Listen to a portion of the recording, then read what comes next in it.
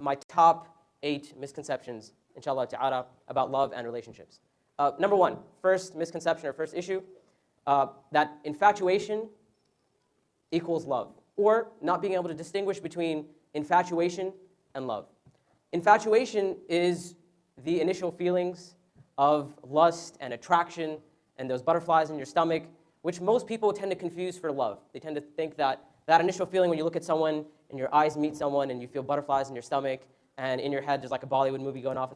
And as time goes on, the more you put into love, the love will grow and get stronger. Now, one of the issues I found with this point is that sometimes young people, they will base their decisions regarding the person. A second misconception that people have about love and relationships is that if someone loves you, so they'll tell themselves, like, if this person really loves me, then they will change for me.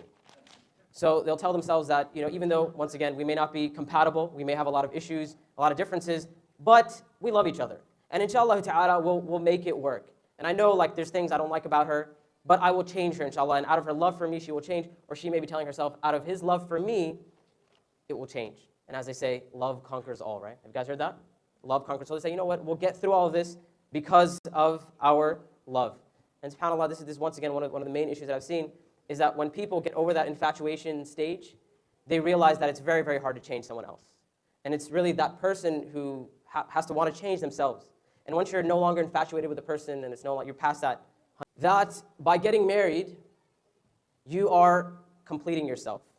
And as they say, I'm looking for my other half when people are trying to get married. Or people say my better half, sometimes. But in the beginning of marriage, especially, people say my better half, right? The issue here is that when a person tells himself and they say, I have issues right now, I don't feel whole, I have problems with myself, but once I get married, my spouse will complete me. And all the problems that I'm dealing with in life, or my problems with my iman, and whatever else I'm dealing with, my spouse will make up for that. Because she has these strengths that I want for myself, and I may have some strengths, and we'll complete each other.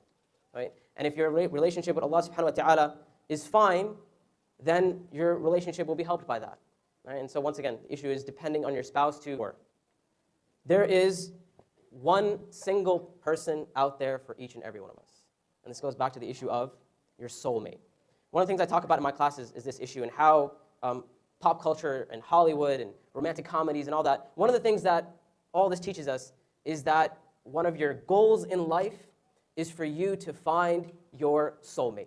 That one person out there in the world somewhere who is perfect for you. And once you meet them, everything is going to be perfect. Everything's going to be amazing. Like I said, if you're in a Bollywood movie, there's going to be like fireworks and stuff in the background, and you're going to know this is the person. Right? This is the one person for me. SubhanAllah, I remember the first time I taught my class, after I mentioned the issue of the soulmate, a sister came up to me and she said, Sheikh, are you telling me I don't have a soulmate? And I said, well, it depends.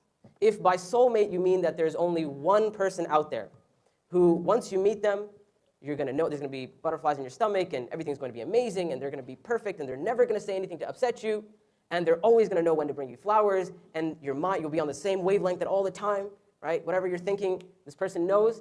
If that's what you think a soulmate is, then yes, I'm telling you, you don't have a soulmate. However, if you mean that Allah subhanahu wa ta'ala has decreed for you to marry a certain individual, and you want to call that person your soulmate, alhamdulillah, no problem, go ahead and call that person. And your soulmate, they will be perfect. They will be absolutely perfect. There's going to be no issues with your soulmate. Now, seeking perfection is, wallahi, a big problem.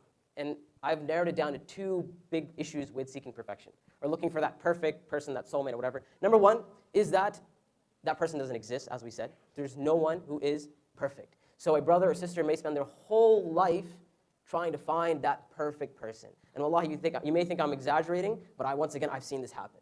Now, what's that? It's over my time. Number six, the 6th misconception people have about love is that love is effortless, or love is supposed to be effortless. That if you love someone and they love you, and if they're your soulmate and all, that love is not going to require any work. That you don't have to put anything into your relationship. You either love the person or you don't. And the reality of the matter is that the truth is that love always requires work. And that's love in your relationship, not only with your spouse, it's with anyone who you love, right? Even your parents, who you have that natural inborn love, you can increase that. That true love is unconditional. That if someone truly loves you and you love them, or let's say, and actually, once again, another case study, someone came to me, I was talking to this couple, they're having issues with one another, and one of the things that I came to realize is that they had very unrealistic expectations from each other.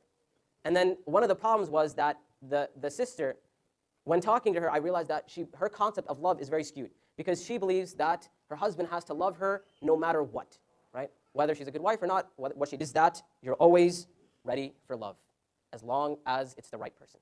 I'll say it again. You're always ready for love as long as it's the right person. So basically, it doesn't matter where you are in your life, doesn't matter how much you've done or what you're capable of and all of that. None of that matters. When you